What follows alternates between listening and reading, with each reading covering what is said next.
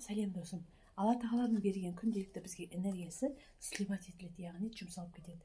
Уайымдарға, қорқыныштарға, реніштерге, өткен шаққа, және автоматты түрде істейтін іс-әрекеттерге, автоматты түрде істейтін, және ақшаны қалай табамын, не істесем, яғни болашағыңызды уайымдауға, осылай сливать етіліп жатыр. Арасында ақпарат қолдану, яғни TikTok парақшасын көру, сағаттап, әлеуметтік желіде сағаттап отыру, яғни сериалдар, фильмдер көру, бұлардың барлығына энергия сливать етіліп жатыр. Ал сіз бұл сливать етіліп жатқаннан кейін, яғни кетіп жатқаннан кейін, сіздің болашағыңызда не болады? Б нүктесінде сізде не болады онда? Болашағыңызға беріп жатқан жоқсыз ғой энергияны. Болашаққа энергияны беру үшін, болашаққа энергияны беру үшін күнделікті миды, сананы не істеу керек? Жақсы сөздермен дәнек егу керек, аффирмациялар айту керек, визуализациялар жасау керек, медитациялар жасау керек. Күнде бұл санаға дәнек егіп тұру керек, егер болашағыңызда бір қандай да бір кереметті қаласаңыз. Ал егер де бұл болашағыңыз сізге бейқам қарайтын болсаңыз, онда күнделікті мынау кетіп жатқан дүниелерге кетіп жатыр. Ал жақсы, қалай энергияны сақтаймыз? Алла тағала бізге күнделікті бір шелек энергияны береді делік.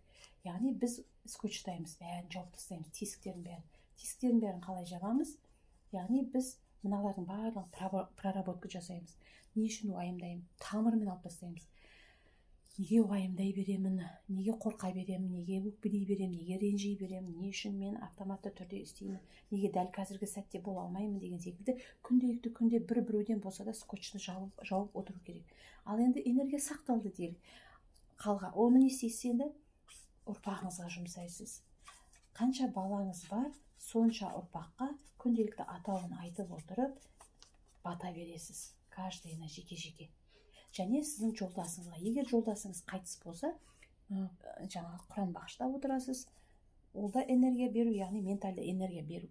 Өлі разы болмай, тірі байымайды. Егер қайтыс болса жолдасыңыз, онда жаны жәннатта болсын деген секілді, Құран оқыту, шелпек пісіру деген секілді солай жасайсыз. Ал егер де ажырасып кеткен болсаңыз, мейлі қай жерде болса да аман болсыншы, балаларының әкесі ғой, дені сау болсын деп жақсы ылық тілеу арқылы, Алла мейір махаббатпен саған тапсырдым ол жанды деп энергия беріп отырасыз. Және қалған энергияны болашағыңызды сізге өзгертетін не бар?